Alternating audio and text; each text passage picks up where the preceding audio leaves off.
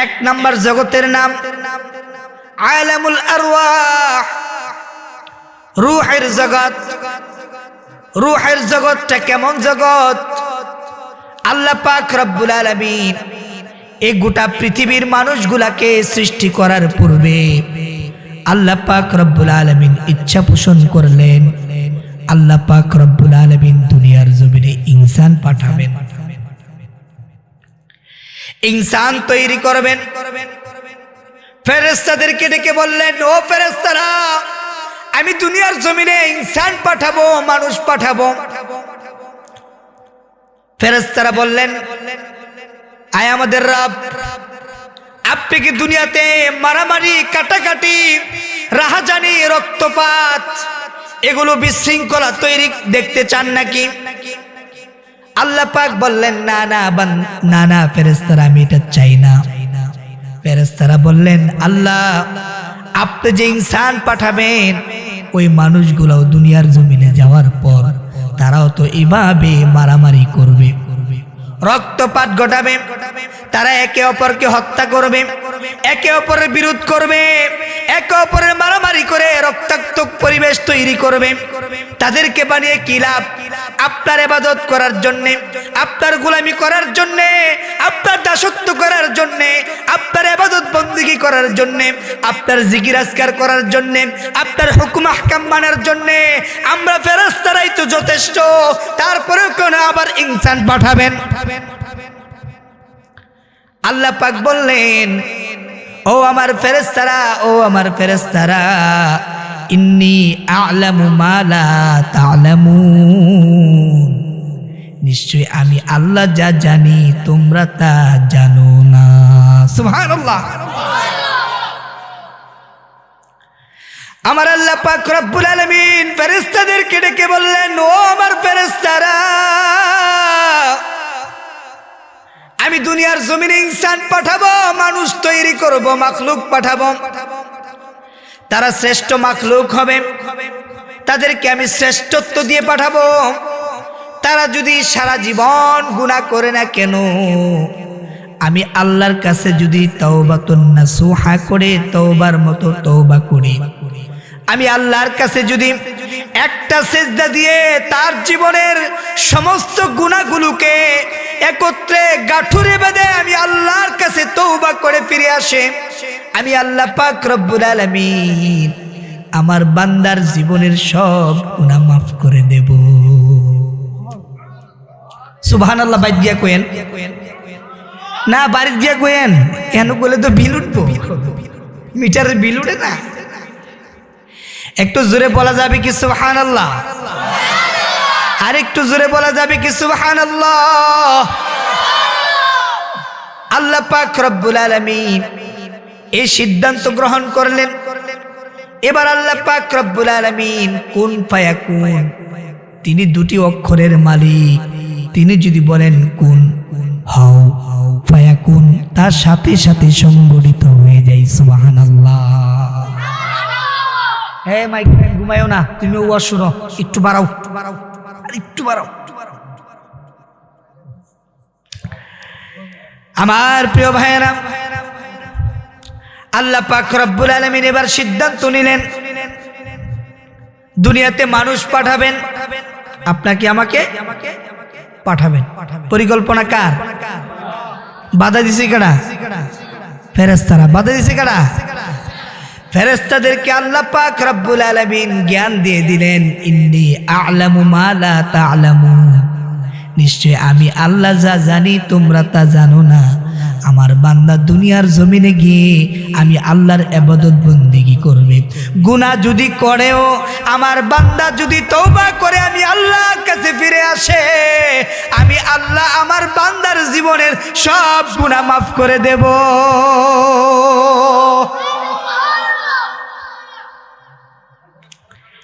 এবার আল্লাহ পাক রব্বুল আলামিন পৃথিবীর জমিনে একেবারে পৃথিবীর শুরু থেকে আজ পর্যন্ত, আজকে থেকে কিয়ামত পর্যন্ত যত মানুষ এসেছে, আছে এবং ভবিষ্যতে আসবে,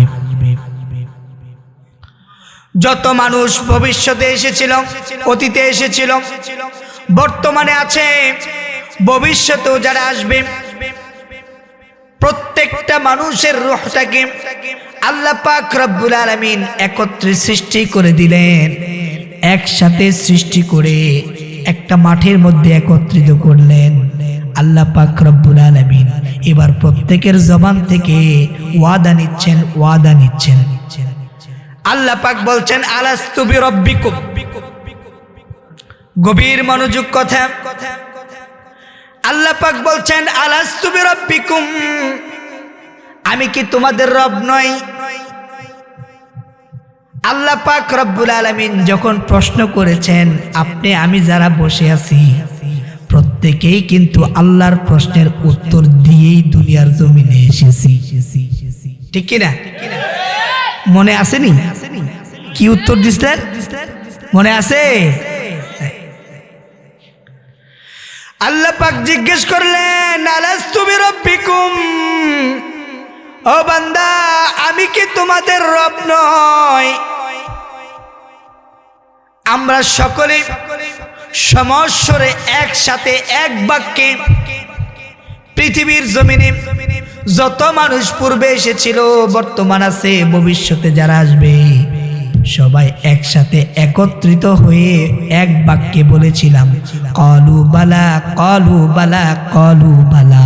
হ্যাঁ, আপনি আমাদের রব, আপনি আমাদের সব, আপনি আমাদের খালেক, আপনি আমাদের মালিক, আপনি আমাদের হায়াত দাতা, আপনি আমাদের মৃত্যু দাতা, আপনি আমাদের রিজিক দাতা, আপনি ছাড়া কোনো ইলাহ নাই। সুবহানাল্লাহ। আমরা প্রত্যেকেই আল্লাহর কাছে এই ওয়াদাবদ্ধ হয়েছি, ঠিক কিনা? অত্যন্ত দুঃখের জনক হলেও সত্য, এই মানুষগুলাই আবার দুনিয়াতে আসার পর আমার আল্লাহ পাক রব্বুল আলামিনের বিরুদ্ধে দাঁড়িয়ে যায় এমন মুসলমান আছে না নাই? আল্লাহ পাক রব্বুল আলামিনের কাছে আমরা যখন ওয়াদাবদ্ধ হলাম, আমরা যখন স্বীকৃতি দিলাম, হ্যাঁ আপনি আমাদের রব, এতে কোনো সন্দেহ নাই, এতে কোনো সন্দেহ নাই। আল্লাহ পাক রব্বুল আলামিন এবার সিস্টেম ওয়ারি একটা সুন্দর সিস্টেম চালু করে দিলেন।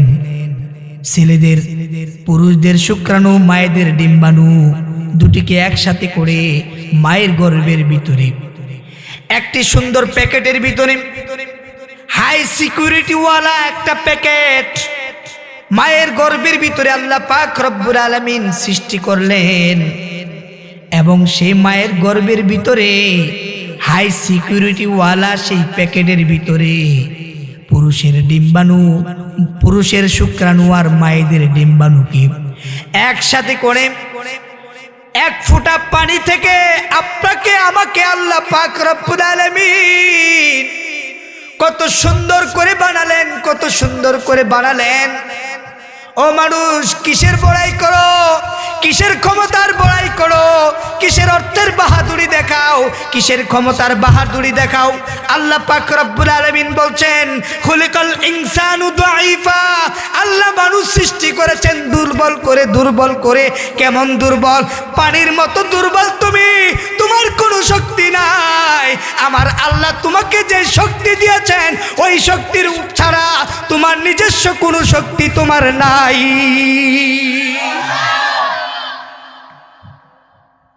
মানুষ কত দুর্বল,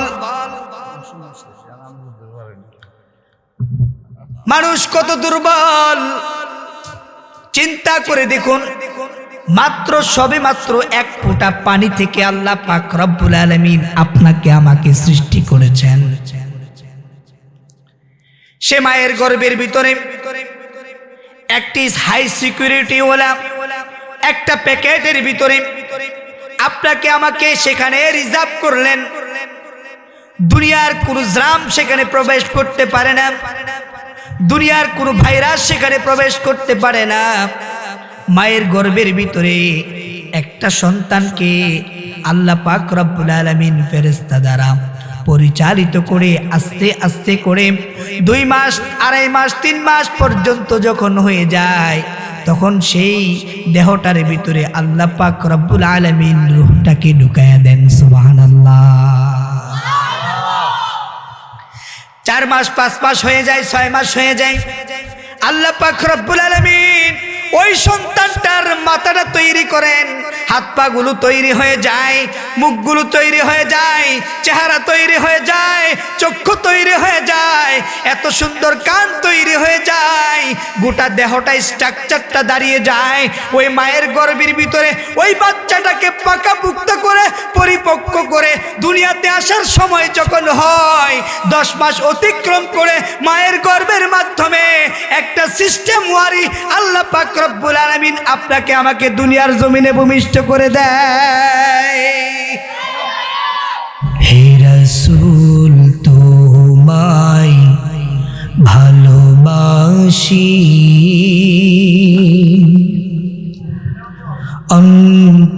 অন্তরে শুধুই মুখে না,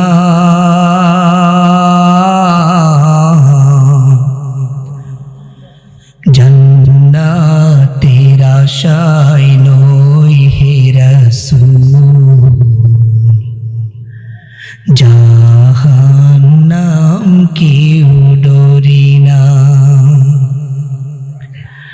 জান্নাতের আশায় নই হে রাসূল, জাহান্নাম কেউ ডরি না।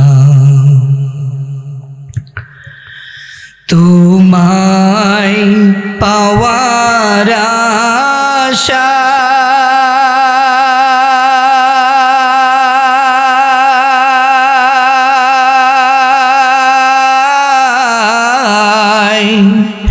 মন ছুটে যায় মদিনায়,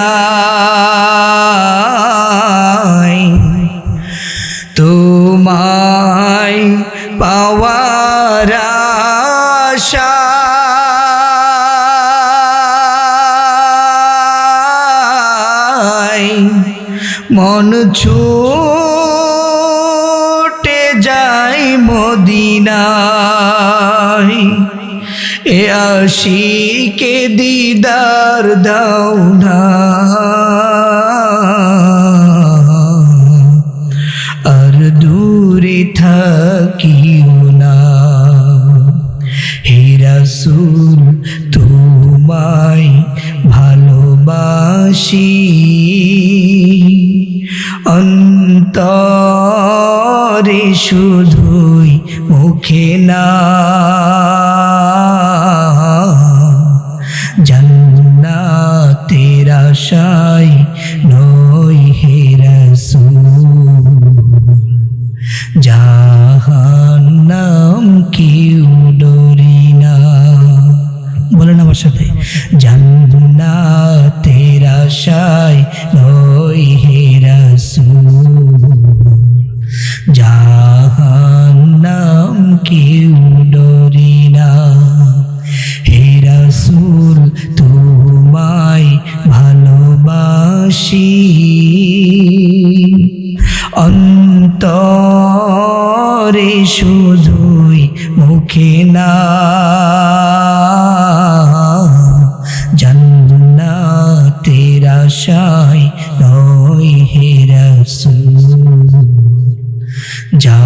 জাহান্নাম কেউ ডরি না।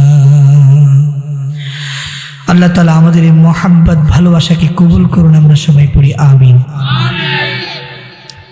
আদর্শ ইবতেদায়ী নুরানি হাফিজিয়া মাদ্রাসা ও এতিমখানার উদ্যোগে আয়োজিত দ্বিতীয় বার্ষিক ওয়াজ ও দোয়া মাহফিলের শ্রদ্ধেয় সভাপতি, আপনাদের এলাকার কৃতি সন্তান জনাব মোহাম্মদ নজরুল ইসলাম সাহেব, আরো অন্যান্য অতিথিবৃন্দ রয়েছেন। আমার পূর্বে অত্যন্ত চমৎকার ভাবে আল্লাহ পাকের কুদরত, সেই এত বড় নিয়ামত হারিয়েও আল্লাহ তাআলা তিনাকে যে যোগ্যতা দিয়েছেন, চক্ষু নাই কিন্তু সুদূর ঠাকুরগাঁও থেকে এসে কত সুন্দর কোরআনের তাফসীর শুনিয়ে দিয়েছেন আমাদেরকে। সত্যি আল্লাহ তাআলার এই কুদরত দেখে আমরা আশ্চর্যান্বিত হই যে একটা মানুষ চোখে দেখে না, একটা মানুষ চোখে দেখে না, কিন্তু এমন কয়েকটা গাড়ি চেঞ্জ করে রাতের বেলা সফর করে তিনি শত শত মাইল দূরে এসে আমাদেরকে কোরআনের আলোচনা শুনিয়েছেন। আল্লাহু আকবার বলেন। এটা নিতান্তই আল্লাহ পাকের এক কুদরত ছাড়া আর কিছুই হতে পারে না। একটা মানুষ যার চক্ষু নাই সে বুঝে চক্ষুর মূল্য কত, যার একটা হাত নাই সে বুঝে হাতের মূল্য কত,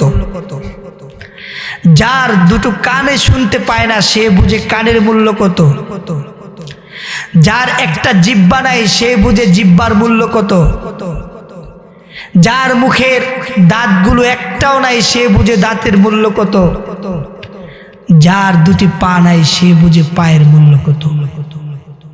অর্থাৎ আমার আল্লাহ সুবহানাহু ওয়া তাআলা আপনার আমার দেহের প্রতিটা অঙ্গ প্রত্যঙ্গ এত দামি করে সৃষ্টি করেছেন, যেটা আপনার যদি না থাকে তাহলে আপনি সেটা উপলব্ধি করতে পারবেন না। সুবহানাল্লাহ কইতেন না? এই নিয়ামত দাতা কে? এই নিয়ামত কে দিয়েছেন? আল্লাহ তাআলা দিয়েছেন। সে আমাদের প্রধান বক্তা, অন্ধ হাফিজ। চিন্তা করতে পারেন, একটা মানুষের চক্ষু নাই কিন্তু পুরো 30 পারা কোরআনুল কারীমকে সে মুখস্থ করে ফেলেছে। আল্লাহু আকবার। একটু চিল্লায় বলেন না আল্লাহু আকবার।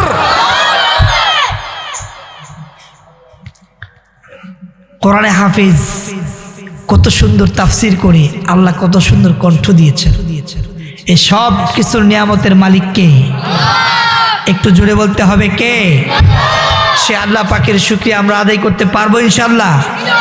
উঁচু কণ্ঠে ঈমানি শক্তি দিয়ে বলি আলহামদুলিল্লাহ। আরো জোরে বলি আলহামদুলিল্লাহ।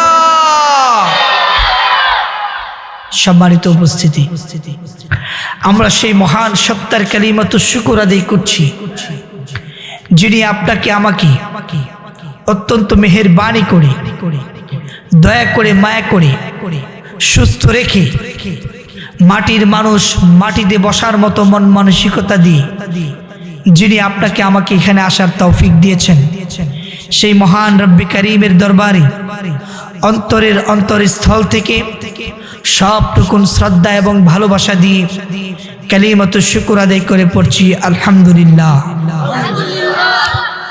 দুরুদ এবং সালাম পেশ করছি বিশ্ব মানবতার মুক্তির দূত, যার আগমনের ফলে মানুষ যুগে যুগে অন্ধকার থেকে আলোর পথ খুঁজে পেয়েছেন, সেই মহান মানবের প্রতি আমরা দুরুদ পাঠ করছি। আমরা সকলে পড়ছি আল্লাহুম্মা সাল্লি আলাইহি আল্লাহুম্মা বারিক আলাইহি।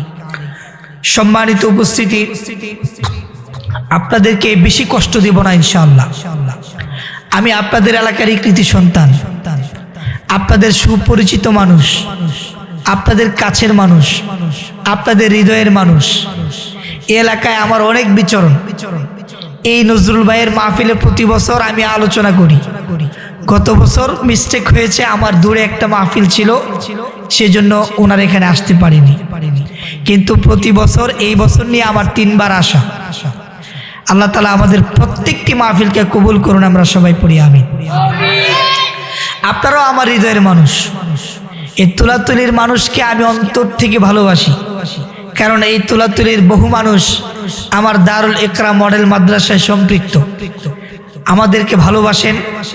আমার বন্ধুবর, আমার সহকর্মী, সহযোদ্ধা, আমার মাদ্রাসার তাহফিজ বিভাগের হেড হাফেজ সাদ্দাম হোসেন, তিনিও আপনাদের এলাকার কৃতি সন্তান। তিনি আমার এখানে আছেন। তিনার উসিলায় আপনাদের এই এলাকার অনেক লোক আমার মাদ্রাসায় সম্পৃক্ত। আলহামদুলিল্লাহ। আল্লাহ তাআলা প্রত্যেকের মহাব্বত ভালোবাসাকে কবুল করুন, আমরা সবাই পড়ি আমিন। আর একটু জোরে বলি আমিন। ওয়াজ তো অনেকক্ষণ শুনছেন, আর কতক্ষণ হলে আপনাদের মনোভূত হবে? যতক্ষণ বলতে পারি, কিন্তু শর্ত হলো পিছনে যে আড্ডাটা জমেছে এই আড্ডাটা ভাঙতে হবে। এই আড্ডাটা ভেঙে আমার সাথে যদি একটু সময় আধা ঘন্টা সময় দেন, আধা ঘন্টায় আপনাদেরকে 1 ঘন্টার আলোচনা পুষিয়ে দেবো ইনশাআল্লাহ। সময় দিতে পারবেন? পাশাপাশি আমার সাথে একটু হা না কইেন, পারবেন তো ইনশাআল্লাহ?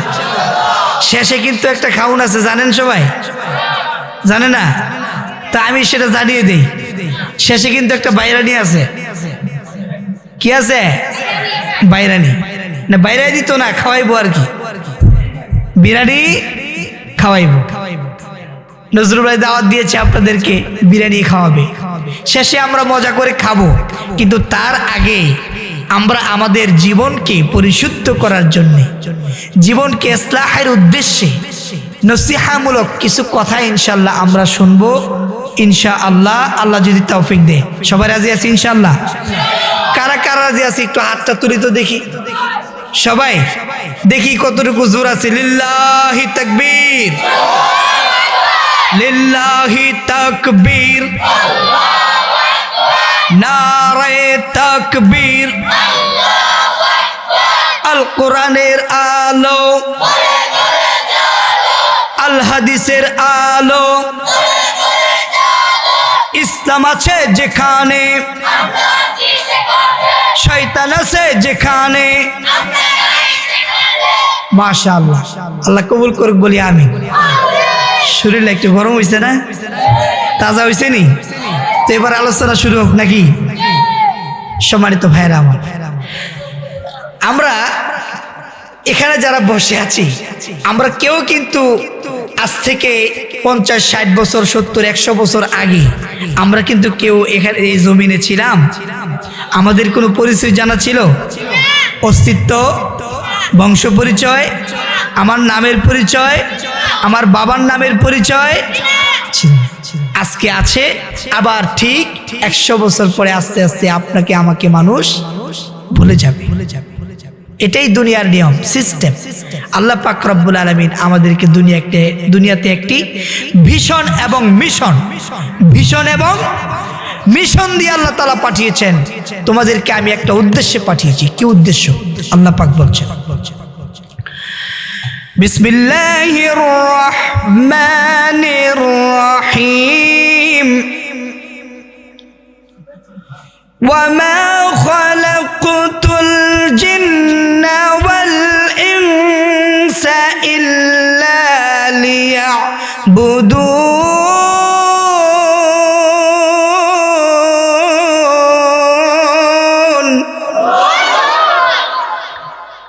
আল্লাহ তাআলা বলছেন, ও দুনিয়ার মানুষ, আমি মানুষ এবং জিন জাতিকে সৃষ্টি করেছি একমাত্র, শুধুমাত্র, কেবলমাত্র আমি আল্লাহ পাক রব্বুল আলামিনের ইবাদত বন্দেগী করার জন্য। সুবহানাল্লাহ। তাহলে আল্লাহ তাআলা আপনাকে আমাকে দুনিয়ার জমিনে পাঠিয়েছেন একটা উদ্দেশ্য দিয়ে। সেই উদ্দেশ্য হচ্ছে আল্লাহ পাক রব্বুল আলামিনের ইবাদত বন্দেগী করব। আমার সামনে পিছনে ডানে বামে যারা বসে আছেন প্রত্যেকের জবান থেকে শুনতে চাই, আজকে যারা এখানে বেঁচে আছি, বিগত 100 বছর পূর্বে আমরা কি কেউ দুনিয়ার জমিনে ছিলাম নাকি? ইসলামের মধ্যে গবেষণা করলে 4টি জগতের সন্ধান পাওয়া যায়। কয়টি? একটু জোরে বলতে হবে, কয়টি? সবাই মনোযোগ দিয়ে কথাটাগুলো শুনবেন, উঠা বসা করবেন না, একটু বসেন, আলোচনা সংক্ষিপ্ত করবেন। আপনারা যদি ভালো করে শুনেন, আমিও বলতে মজা পাবো ইনশাআল্লাহ। ইসলামের মধ্যে গবেষণা করে পেলাম, ইসলামের মধ্যে 4টি জগতের সন্ধান রয়েছে। 1 নাম্বার জগতের নাম হচ্ছে আলামুল আরওয়াহ, রূহের জগৎ। 2 নাম্বার জগতের নাম হচ্ছে আলামুল আজসাম, বর্তমান জগৎ অর্থাৎ দুনিয়ার জগৎ। 3 নাম্বার জগৎ হচ্ছে আলামুল বারজাখ, কবরের জগৎ। 4 নাম্বার জগতের নাম হচ্ছে আলামুল আখিরা, আখিরাতের জগৎ। এখন বলুন তো দেখি, কোন মানুষ যদি, কোন মুসলমান যদি এই চারটা জগতের কোনো একটি জগৎকে অস্বীকার করে, ওই ব্যক্তির ঈমান আছে নাকি গেছে? একটু জোরে কোন, ওই ব্যক্তির ঈমান আছে না গেছে? তার মানে আমার মুসলমানিত্ব টিকিয়ে রাখতে গেলে, আমার ঈমান টিকিয়ে রাখতে গেলে আমাকে চারটি জগৎকেই মেনে নেওয়া লাগবে, চারটি জগতের উপরে আমাকে বিশ্বাস করা লাগবে। চারটি জগৎ সম্পর্কে আমরা সংক্ষিপ্তভাবে আলোচনা শুনব। ওমা তাওফীকি ইল্লা বিল্লাহ। এক নাম্বার জগতের নাম, কথা বলা যাবে না, একদম সবাই চুপ। আমি কিন্তু আবার রাগী মানুষ, কিন্তু বেশি ডিস্টার্ব করলে মাহফিল শেষ করে চলে যাব। কারণ আমি কথা বলতেছি, আমি কষ্ট আমার বেশি হচ্ছে না, আপনারা তো শুধু একটু শুনবেন। তা আমি কষ্ট করে যদি বলতে পারি, আপনারা ধৈর্য সহকারে একটু শুনতে পারবেন না কেন? এই জন্য কেউ কথা বলবেন। এক নাম্বার জগতের নাম আলামুল আরওয়াহ, রূহের জগৎ। রূহের জগৎটা কেমন জগৎ? আল্লাহ পাক রব্বুল আলামিন এই গোটা পৃথিবীর মানুষগুলাকে সৃষ্টি করার পূর্বে আল্লাহ পাক রব্বুল আলামিন ইচ্ছা পোষণ করলেন, আল্লাহ পাক রব্বুল আলামিন দুনিয়ার জমিনে ইনসান পাঠাবেন, ইনসান তৈরি করবেন। ফেরেশতাদেরকে ডেকে বললেন, ও ফেরেশতারা, আমি দুনিয়ার জমিনে ইনসান পাঠাবো, মানুষ পাঠাবো। ফেরেশতারা বললেন, আয় আমাদের রব, আপনি কি দুনিয়াতে মারামারি, কাটাকাটি, রাহাজানি, রক্তপাত, এগুলো বিশৃঙ্খলা তৈরি দেখতে চান নাকি? আল্লাহ পাক বললেন, না না না না ফেরেশতারা, আমি এটা চাই না।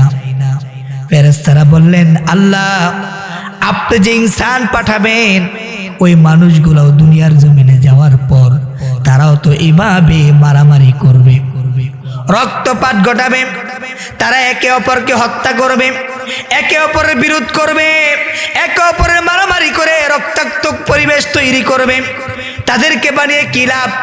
আপনার ইবাদত করার জন্যে, আপনার গোলামি করার জন্যে, আপনার দাসত্ব করার জন্যে, আপনার ইবাদত বন্দেগী করার জন্যে, আপনার জিকির আজকার করার জন্যে, আপনার হুকুম আহকাম মানার জন্যে আমরা ফেরেশতারাই তো যথেষ্ট, তারপরেও কেন আবার ইনসান পাঠাবেন? আল্লাহ পাক বললেন, ও আমার ফেরেশতারা, ও আমার ফেরেশতারা, ইন্নী আ'লামু মা লা তা'লামুন, নিশ্চয় আমি আল্লাহ যা জানি তোমরা তা জানো না। সুবহানাল্লাহ। আমার আল্লাহ পাক রব্বুল আলামিন ফেরেশতাদেরকে ডেকে বললেন, ও আমার ফেরেশতারা, আমি দুনিয়ার জমিনে ইনসান পাঠাবো, মানুষ তৈরি করব, মাখলুক পাঠাবো। তারা শ্রেষ্ঠ মাখলুক হবে, তাদেরকে আমি শ্রেষ্ঠত্ব দিয়ে পাঠাবো। তারা যদি সারা জীবন গুনাহ করে না কেন, আমি আল্লাহর কাছে যদি তাওবাতুন নাসুহা করে, তওবার মতো তওবা করি, আমি আল্লাহর কাছে যদি একটা সিজদা দিয়ে তার জীবনের সমস্ত গুনাহগুলোকে একত্রে গাঁঠুরে বেঁধে আমি আল্লাহর কাছে তওবা করে ফিরে আসে, আমি আল্লাহ পাক রব্বুল আলামিন আমার বান্দার জীবনের সব গুনাহ মাফ করে দেব। সুবহানাল্লাহ। বাইর দিয়া কইেন না, বাড়ি দিয়া কইেন, কেন বলে তো বিল উঠবো, মিটারের বিল উঠে না। একটু জোরে বলা যাবে কি সুবহানাল্লাহ? আর একটু জোরে বলা যাবে কি সুবহানাল্লাহ? আল্লাহ পাক রব্বুল আলামিন এই সিদ্ধান্ত গ্রহণ করলেন। এবার আল্লাহ পাক রব্বুল আলামিন কুন ফায়াকুন, তিনি দুটি অক্ষরের মালিক। তিনি যদি বলেন কুন, হও, ফায়াকুন, তার সাথে সাথে সংগঠিত হয়ে যায়। সুবহানাল্লাহ। হে মাইক, ঘুমায়ও না, তুমি ওয়াজ শুনো, একটু বাড়াও, আর একটু বাড়াও। আমার প্রিয় ভাইয়েরা, আল্লাহ পাক রব্বুল আলামিন এবার সিদ্ধান্ত নিলেন দুনিয়াতে মানুষ পাঠাবেন, আপনাকে আমাকে পাঠাবেন। পরিকল্পনা কার? বাধা দিছে কারা? ফেরেশতারা। বাধা দিছে কারা? ফেরেশতাদেরকে আল্লাহ পাক রব্বুল আলামিন জ্ঞান দিয়ে দিলেন, ইন্নী আ'লামু মা লা তা'লামুন, নিশ্চয় আমি আল্লাহ যা জানি তোমরা তা জানো না। আমার বান্দা দুনিয়ার জমিনে গিয়ে আমি আল্লাহর ইবাদত বন্দেগী করবে, গুনাহ যদি করেও আমার বান্দা যদি তওবা করে আমি আল্লাহর কাছে ফিরে আসে, আমি আল্লাহ আমার বান্দার জীবনের সব গুনাহ মাফ করে দেব।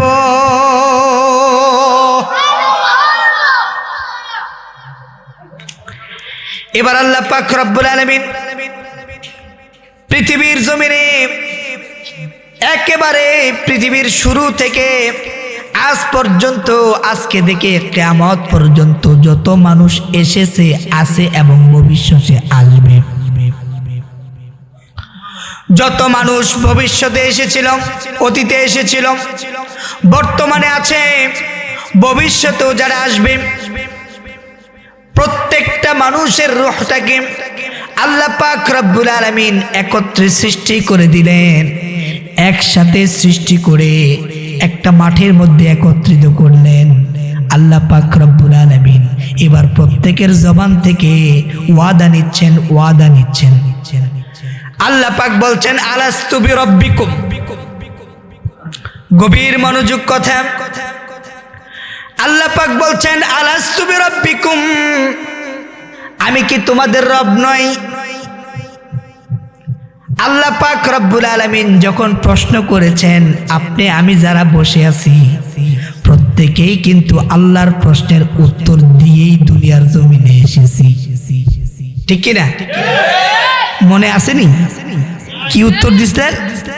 মনে আছে? আল্লাহ পাক জিজ্ঞেস করলেন, আলাস্তু বিরব্বিকুম, ও বান্দা আমি কি তোমাদের রব নই? আমরা সকলে সমস্বরে একসাথে এক বাক্যে পৃথিবীর জমিনে যত মানুষ পূর্বে এসেছিল, বর্তমান আছে, ভবিষ্যতে যারা আসবে, সবাই একসাথে একত্রিত হয়ে এক বাক্যে বলেছিলাম, ক্বালু বালা, ক্বালু বালা, ক্বালু বালা। হ্যাঁ, আপনি আমাদের রব, আপনি আমাদের সব, আপনি আমাদের খালেক, আপনি আমাদের মালিক, আপনি আমাদের হায়াত দাতা, আপনি আমাদের মৃত্যু দাতা, আপনি আমাদের রিজিক দাতা, আপনি ছাড়া কোনো ইলাহ নাই। সুবহানাল্লাহ। আমরা প্রত্যেকেই আল্লাহর কাছে এই ওয়াদাবদ্ধ হয়েছি, ঠিক কিনা? অত্যন্ত দুঃখের জনক হলেও সত্য, এই মানুষগুলাই আবার দুনিয়াতে আসার পর আমার আল্লাহ পাক রব্বুল আলামিনের বিরুদ্ধে দাঁড়িয়ে যায়, এমন মুসলমান আছে না নাই? আল্লাহ পাক রব্বুল আলামিনের কাছে আমরা যখন ওয়াদাবদ্ধ হলাম, আমরা যখন স্বীকৃতি দিলাম, হ্যাঁ আপনি আমাদের রব, এতে কোনো সন্দেহ নাই, এতে কোনো সন্দেহ নাই। আল্লাহ পাক রব্বুল আলামিন এবার সিস্টেম ওয়ারি একটা সুন্দর সিস্টেম চালু করে দিলেন।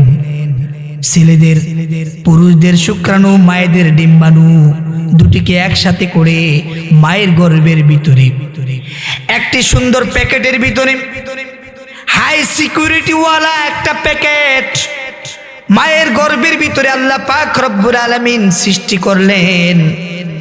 এবং সেই মায়ের গর্ভের ভিতরে হাই সিকিউরিটি ওয়ালা সেই প্যাকেটের ভিতরে পুরুষের ডিম্বাণু, পুরুষের শুক্রাণু আর মায়েদের ডিম্বাণুকে একসাথে করে এক ফোঁটা পানি থেকে আপনাকে আমাকে আল্লাহ পাক রব্বুল আলামিন কত সুন্দর করে বানালেন, কত সুন্দর করে বানালেন। ও মানুষ, কিসের বড়াই করো, কিসের ক্ষমতার বড়াই করো, কিসের অর্থের বাহাদুরি দেখাও, কিসের ক্ষমতার বাহাদুরি দেখাও?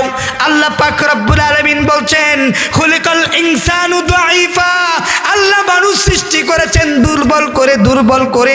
কেমন দুর্বল? পানির মতো দুর্বল তুমি, তোমার কোনো শক্তি নাই।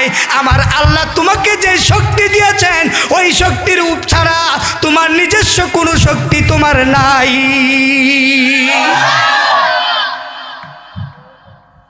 মানুষ কত দুর্বল,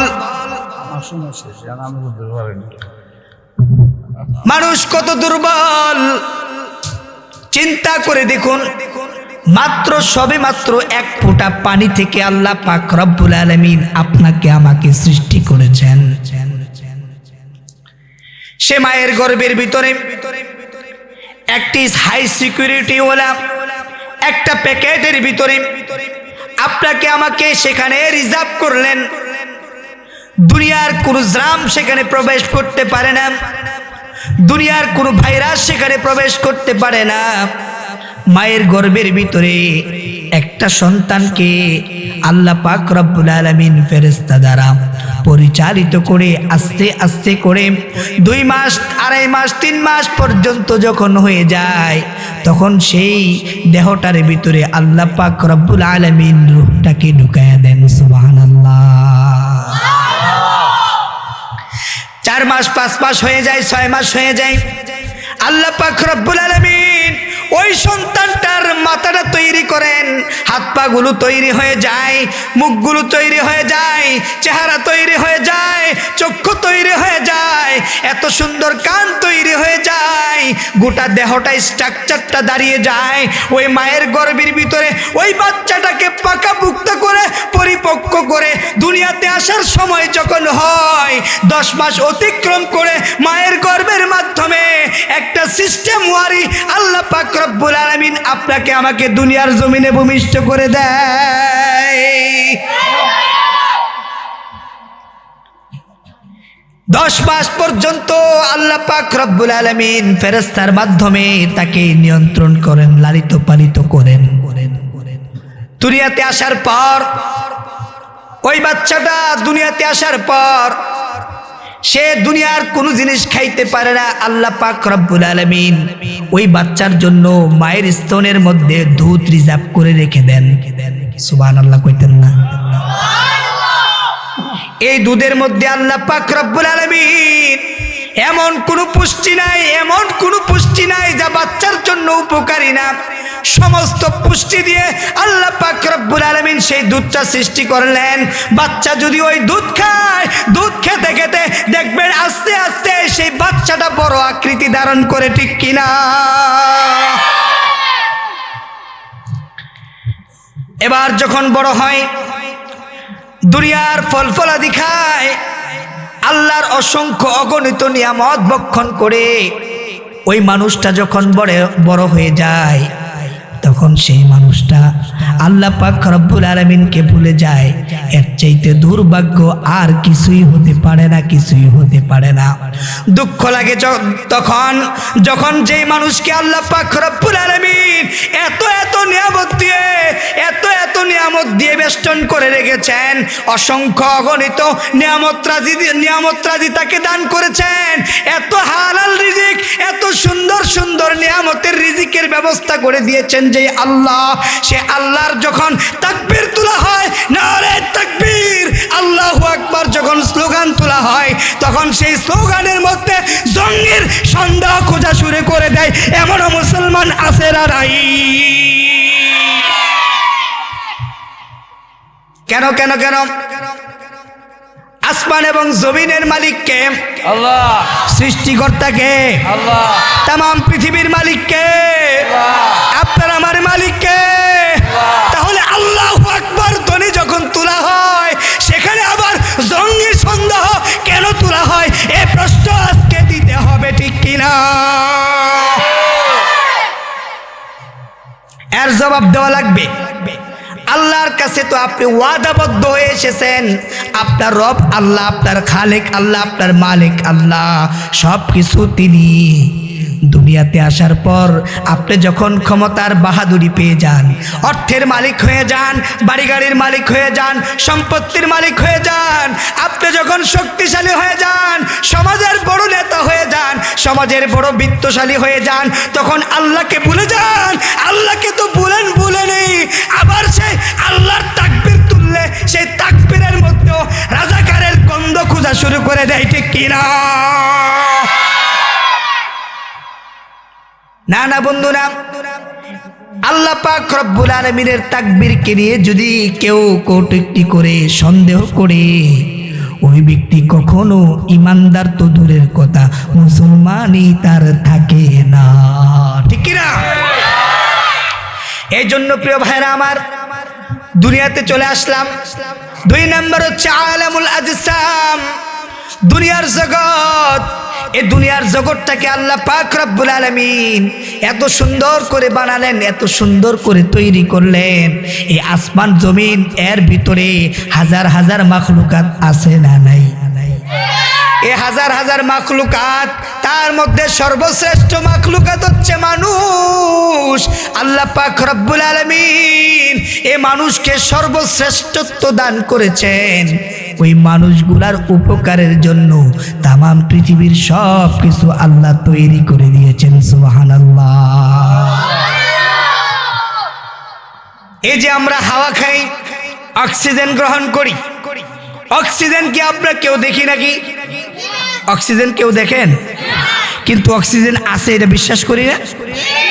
যদি বিশ্বাস না করেন তাহলে আপনাকে অক্সিজেন যদি বন্ধ করে দেওয়া হয় 1 মিনিটের জন্য, আপনি দেখবেন নাক মুখ সব বন্ধ করে 1 মিনিট থাকলে দেখবেন আফতা যেমন বার হইয়া যাইতেছে, ঠিক না বেটি? অক্সিজেন প্রতি মুহূর্তেই আল্লাহ পাক রব্বুল আলামিন এমন হাজারো হাজারো বিলিয়ন ট্রিলিয়ন ট্রিলিয়ন অক্সিজেন গোটা পৃথিবীর মানব জাতির জন্য আল্লাহ পাক রব্বুল আলামিন সৃষ্টি করে দিলেন, সৃষ্টি করে দিলেন। কেমনে অক্সিজেন বানালেন?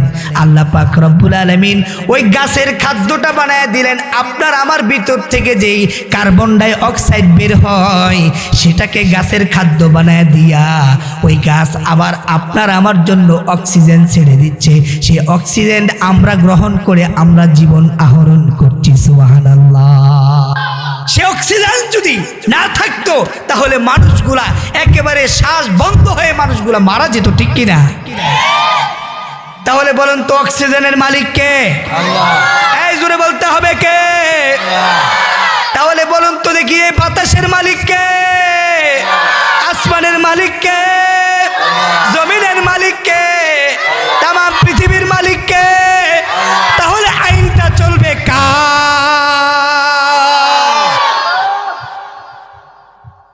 সব কিছুর মালিক যদি তিনি হন, তিনার আইন মানতে সমস্যা কোথায়? তিনার আইন মানলে দুনিয়াও সফল, আখিরাতও সফল। দুনিয়াতে সুন্দর জীবন যাপন করবেন, দুনিয়াতে শান্তির জীবন যাপন করবেন। আল্লাহ পাক রব্বুল আলামিনের আইন যখন আমরা আমাদের ব্যক্তিগত জীবন, পারিবারিক জীবন, সামাজিক জীবন, রাষ্ট্রীয় জীবন, আন্তর্জাতিক জীবন পর্যন্ত সব জায়গায় যদি আল্লাহ পাক রব্বুল আলামিনের আইনকে আমরা মেনে চলি, আসমান ফেড়ে বরকত রহমত বর্ষিত হবে। সুবহানাল্লাহ। দুনিয়াতে কত আরাম আয়েশে থাকবেন, 5 ওয়াক্ত নামাজ পড়বেন, সদা সর্বদা সত্য কথা বলবেন, হালাল রিজিক ভক্ষণ করবেন, আল্লাহর গোলামি করবেন, আল্লাহর দাসত্ব করবেন, অন্যায়কে প্রশ্রয় দিবেন না, অসত্যকে জায়গা দিবেন না, মিথ্যাকে আশ্রয় দিবেন না, নিজে অন্যের ক্ষতি করবেন না, নিজে ভালো হয়ে যান, তাহলে দেখবেন আল্লাহ আপনার প্রতি ভালো হয়ে যাবে, ঠিক কিনা? আর যদি আপনি অন্যের ক্ষতি করতে চান, অন্যের পিছে লেগে থাকেন, সারাক্ষণ অন্যের দোষী খুঁজতে থাকেন, অন্যের দোষী খুঁজতে থাকেন, তাহলে আল্লাহ আপনার দোষ খোঁজা শুরু করে দেবেন। যুগে যুগে ইসলামের বিপক্ষে যারা অবস্থান নিয়েছে, আল্লাহর বিরুদ্ধে যারা অবস্থান নিয়েছে, আল্লাহ পাক রব্বুল আলামিন তাদেরকে যুগে যুগে শাস্তির ব্যবস্থা করছেন কি করছেন না? একটু জোরে আওয়াজ দিয়ে কেন করছেন কি করছেন না? মুসা আলাইহিস সালামের জামানায় ফেরাউন তার দলবল গোষ্ঠী সুদ্ধা নিয়ে মুসা আলাইহিস সালামকে তাড়া করলেন। মুসা আলাইহিস সালাম যখন ওই তাদের তাড়া খেয়ে তাদের ভয়ে যখন মুসা আলাইহিস সালাম ছুটতে লাগলেন, সামনে দেখেন বিশাল বড় সমুদ্র নদী, সামনে যাওয়ার আর কোনো রাস্তা নাই। এবার কাফেরদের লিডার সেই ফেরাউন তার দলবল গোষ্ঠী সুদ্ধা নিয়ে যখন আক্রমণ শুরু করবেন, এমত অবস্থায় আল্লাহ পাক রব্বুল আলামিনের সেই মূসা তিনি তিনার সঙ্গী সাথীদেরকে নিয়ে কি করবেন এমত অবস্থায় পড়ে গেলেন। মূসা আলাইহিস সালামের সঙ্গী সাথীরা বললেন, ও মূসা, আমাদের তো আর কোনো উপায় নাই, এখনই বুঝি আমরা ধরা খেয়ে যাব। মূসা আলাইহিস সালাম বললেন, তোমরা হতাশ হয়েও না, অবশ্যই আল্লাহ পাক রব্বুল আলামিন তোমার আমার জন্য একটা সুন্দর ব্যবস্থা করে দিবেন। সুবহানাল্লাহ। আলাইসাল্লাহু বিকাফিন আবদা। আল্লাহ বলছেন, আমি কি আমার বান্দার জন্য যথেষ্ট নয়? আল্লাহ পাক কি আমাদের জন্য যথেষ্ট নয়? অবশ্যই যথেষ্ট। আল্লাহ পাক রব্বুল আলামিন মূসা আলাইহিস সালামকে অর্ডার করলেন, ও মূসা, তোমার হাতে লাঠি আছে? জি আছে। এই লাঠি দিয়ে আঘাত করো সমুদ্রের মধ্যে। সমুদ্রের মধ্যে আঘাত করলেন, সাথে সাথে আল্লাহ পাক রব্বুল আলামিন সমুদ্রটাকে সুন্দর করে দুই সাইডে প্রাচীর করে দিয়ে এত বিশাল বড় রাস্তা তৈরি করে দিলেন। সুবহানাল্লাহ। মূসা আলাইহিস সালাম তিনি তিনার দলবল নিয়ে ঢুকলেন। মূসা আলাইহিস সালাম যখন নদীর মাঝখানে, ফেরাউন নদীর সাইডে এসে দেখে মাশাআল্লাহ সে তো বিশাল গ্র্যান্ড রোড, ও মনে করছে ওর বাজারে বানায় রাখছে। ফেরাউন চিন্তা করলো এই দিক দিয়েই মূসার দলেরা ঢুকছে, সুতরাং তোমরাও ঢুকো। মূসা আলাইহিস সালাম যখন নদীর ওই পারে উঠে গেলেন, ফেরাউন তখন নদীর মাঝখানে অবস্থান করছেন। আল্লাহ পাক রব্বুল আলামিন বলছেন, কুন ফায়াকুন। সুবহানাল্লাহ কোন। আল্লাহ পাক রব্বুল আলামিন বলার সাথে সাথে ওই নদীর পানিগুলো প্রাচীর বেগে ভেঙে একত্রিত হয়ে গেলেন। এবার ফেরাউনের দলবল গোষ্ঠী সুদ্ধা সব পানির মধ্যে সুবা খাইতে খাইতে খাইতে খাইতে পানি খাইতে খাইতে এক একটার পেট গেছে গা ফুটকা মাছের ছাই হইয়া। ফুটকা মাছ চিনেননি? আমরা ছোটবেলা দেখতাম এই ফুটকা মাছ, এখন খুব বেশি একটা দেখা যায় না, ঠিক না? এই ফুটকা মাছের পেটটা দেখছেন নি? হ্যাঁ, ফেরাউন সহ তার দলবলের সব গোষ্ঠী সুদ্ধা এ পানি খাইতে খাইতে তাদের পেট গেছে গা ফুটকা মাছের ছাইয়া। এবার ফেরাউন কয়, ও আল্লাহ, আমি তো ঈমান এনেছি ওই ইলাহির উপরে, যে ইলাহির উপরে ঈমান এনেছে বনি ইসরাইলের লোকেরা। অর্থাৎ মূসা আলাইহিস সালামের সঙ্গী সাথীরা যে ইলাহির উপরে ঈমান এনেছে, আমিও ওই ইলাহির উপরে ঈমান এনেছি।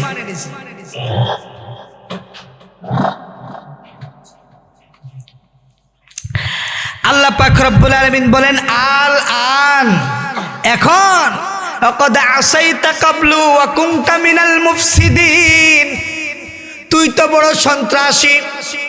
ও ফেরাউন, তুই বড় সন্ত্রাসী, তোরে আজকে আমি ধরছি, আজকে তোরে আমি আল্লাহ আর ছাড়বো না। পানির মধ্যে সুবাইতে সুবাইতে সুবাইতে সুবাইতে ওই পানির মধ্যে তাকে মৃত্যুবরণ করিয়ে দিয়েছেন, ঠিক কিনা? মূসা আলাইহিস সালামের দলবল কি ওই পারে উঠে গেছে না? তারা কি বাঁচছে কিনা? তাহলে এই বাঁচানোর মালিক কে? আমার প্রিয় ভাইয়েরা, আপনি আজকে যদি আল্লাহর সাথে মস্তানি করতে যান, আল্লাহর বিরুদ্ধে অবস্থান নেন, আল্লাহর কালিমাকে কটাক্ষ করেন, আল্লাহর ধ্বনি আল্লাহু আকবার ধ্বনিকে যদি আপনি অবজ্ঞা করেন, আল্লাহর ধ্বনিকে যদি আপনি অপমানিত করেন, লাঞ্ছিত করতে চান, আমার আল্লাহ পাক রব্বুল আলামিন আপনার গোটা জীবনের সব কিছুতে লাঞ্ছিত করবেন, ঠিক কিনা?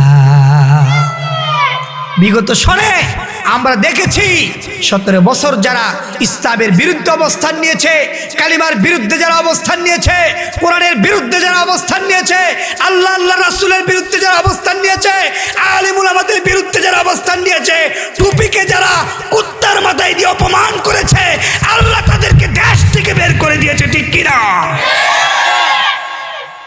এগুলা দৃষ্টান্ত, আপনাকে শিক্ষা নিতে হবে। এই শিক্ষা যদি না নেন, তাহলে আপনার আমার ভবিষ্যৎ খুব খারাপ, ভয়ঙ্কর হবে। কারণ আমার আল্লাহ বলছেন, ইন্নাল্লাহা আলা কুল্লি শাইইন কাদির, নিশ্চয়ই আমি আল্লাহ সব কিছুর উপরে ক্ষমতা রাখি। আল্লাহু আকবার। আমার আল্লাহ কি সব কিছুর উপরে ক্ষমতাবান নয়? অবশ্যই আমার আল্লাহ সব কিছুর উপরে ক্ষমতাবান। সুতরাং প্রিয় ভাইরা আমার, এই দুনিয়ার জমিনটাকে, দুনিয়ার জমিনের মধ্যে ফখর দেখায় চলা যাবে না, দুনিয়ার জমিনে অহংকার করে চলা যাবে না, দুনিয়ার জমিনে নিজেকে একেবারে ছোট আকার করে বিনয়ী হয়ে জমিনের মধ্যে পা চালাবেন, জীবনটা পরিচালিত করবেন নরমভাবে মুমিন মুত্তাকিনদের রাস্তায়। দেখবেন দুনিয়াও সফল, আখিরাতও সফল। দুনিয়াতে যদি আপনি আল্লাহর কাছে নিজেকে ছোট বলে আল্লাহকে বলেন, আল্লাহ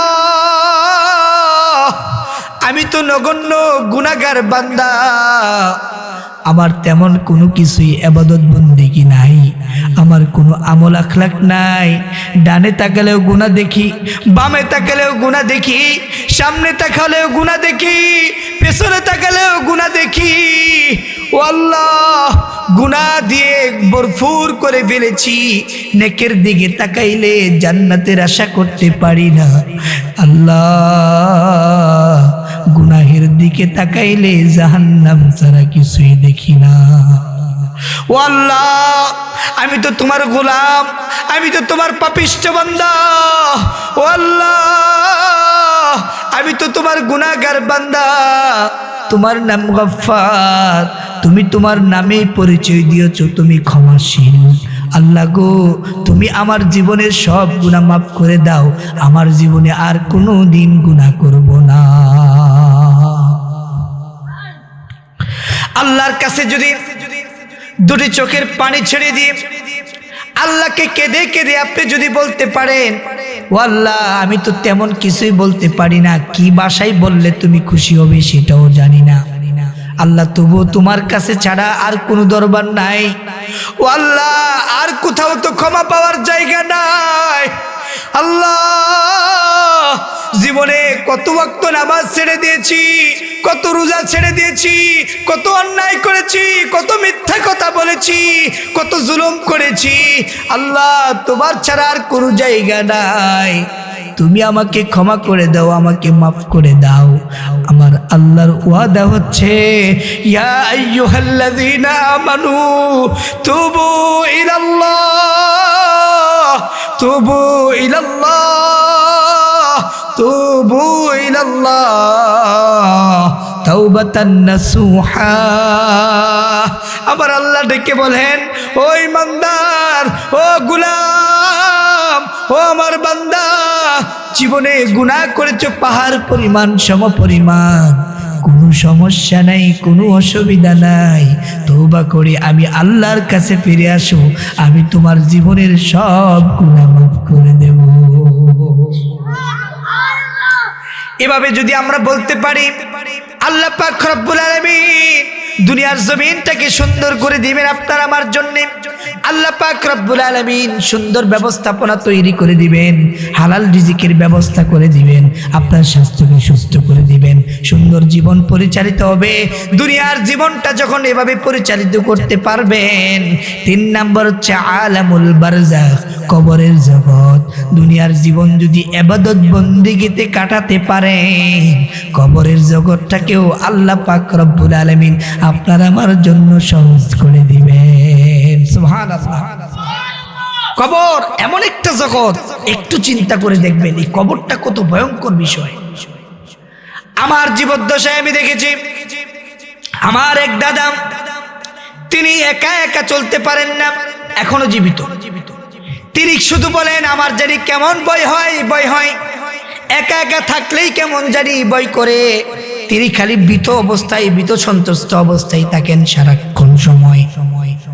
আমি চিন্তা করি, ওই লোকটা একা একা থাকতে পারে না, দুনিয়ার জমিনে তার সঙ্গী সাথে কত মানুষ আছে, এরপরও সেই লোকটা নিজের মধ্যে কত ভয় সৃষ্টি করছে, তার অন্তরের মধ্যে কত ভয় কাজ করছে, সে চলতে পারছে না, প্রতি মুহূর্তেই ভয় আর ভয়, কেমন জানি একটা আনমনা অবস্থায় থাকে, শুধু খালি ভয় ভয় করে। আমি চিন্তা করি, এই লোকটা তো একা একা কবর দেশের মধ্যে যাবে, ঠিক কিনা?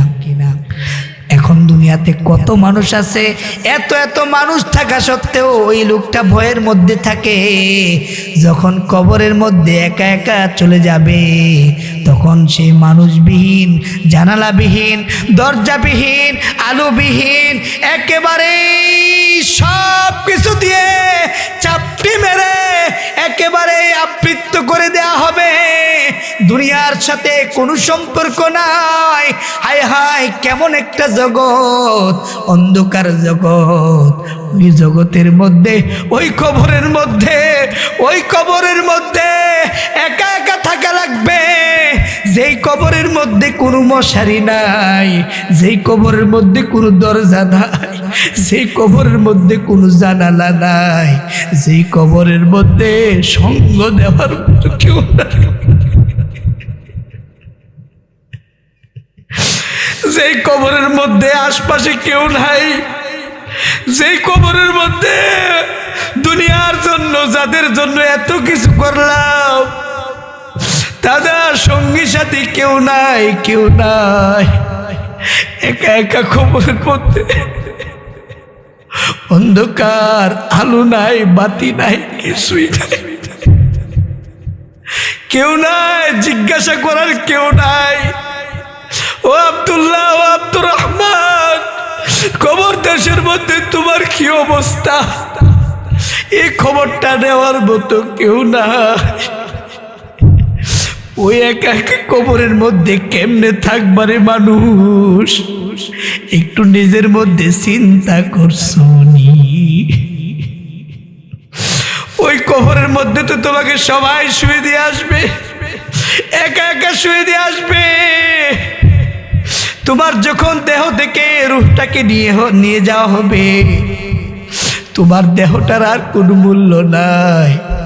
তোমার দেহটাকে ঘরের ভিতরে তোমার সন্তান সন্ততি, তোমার স্ত্রী, ছেলে মেয়ে, মা বাবা, ভাই বারাদার, বন্ধু বান্ধব, কেউ আর তোমার সেই দেহটাকে ঘরের ভিতরেও আর এক মুহূর্তের জন্য রাখবে না।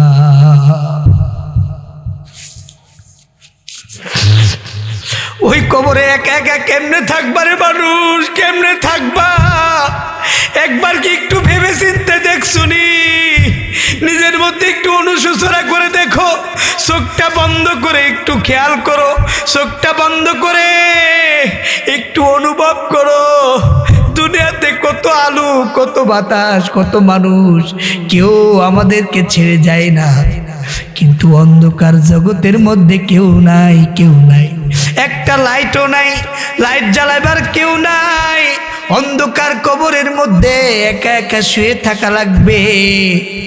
যদি ভালো আমল করে যেতে পারি, তাহলে কবর দেশটা আমাদের জন্য সহজ হবে। যদি ভালো আমল করতে না পারি, নামাজ পড়তে না পারি, রোজা রাখতে না পারি, আল্লাহর গোলামি করতে না পারি, আল্লাহর দাসত্ব করতে না পারি, আল্লাহর সন্তুষ্টি অর্জন করতে না পারি, কবর দেশ থেকে আযাব শুরু হয়ে যাবে। ফেরেশতাদেরকে বলা হবে কবরের মধ্যে আগুন জ্বালায়া দে, আগুন জ্বালায়া দে, আগুন জ্বালায়া দেওয়া হবে। কবরের মধ্যে আগুন দিয়া কবরটাকে পুরে ছারখার করে দেওয়া হবে। কত শাস্তি, কত শাস্তি! জাহান্নামের সাথে একটা সুড়ঙ্গ তৈরি করে দেওয়া হবে। জাহান্নামের সেই উত্তপ্ত আগুনের সীসা আর উত্তপ্ত আগুনের সীসা লালা, এগুলো জাহান্নামের, সেই জাহান্নাম থেকে সুড়ঙ্গের মাধ্যমে কবরের মধ্যে পৌঁছাইতে থাকবে, পৌঁছাইতে থাকবে। এমন ভয়ঙ্কর পরিবেশ তৈরি হয়ে যাবে, চিৎকার করতে করতে গলা ফাটিয়ে ফেলতে পারবেন। চিৎকার করতে করতে কলিজা বেটে যাবে। দুনিয়ার একটা মানুষও আপনার পাশে থাকবে না।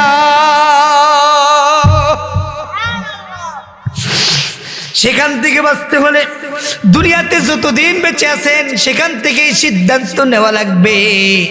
ও মুসলমান, আজকে মাহফিল থেকে সিদ্ধান্ত নাও, আজকের পরে কি আর নামাজ ছেড়ে দিবা নাকি? আজকের পর থেকে আর রোজা ছেড়ে দিবা নাকি?